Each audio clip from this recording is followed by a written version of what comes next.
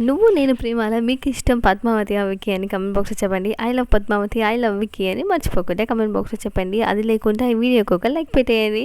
So వచ్చే ఎపిసోడ్లో అందరూ హ్యాపీగా ఉన్నారు. ఎందుకంటే ఒక బేబీ వచ్చేసింది మన ఇంటికి, ఫంక్షన్ చేస్తామని చాలా హ్యాపీగా ఉన్నారు.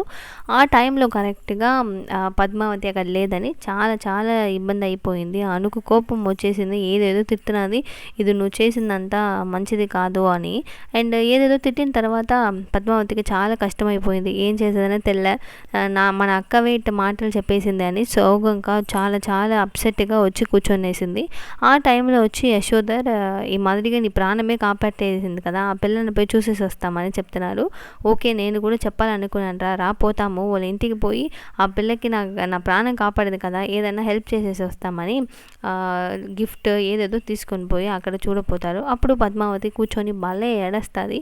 అప్పుడు మేము ఉండాము, నువ్వు ఎందుకు బాధపడుతున్నావు, మేము పోయి మాట్లాడతాము, ఎవరెవరో తెలియదు, నాకే నువ్వు ఇంత హెల్ప్ సహాయం చేసినావు, మీ ఇంట్లో ఉన్న వాళ్ళకి చేయవా, నాకు తెలియదా నీ గురించి, రా మాట్లాడతామని చెప్తున్నారు.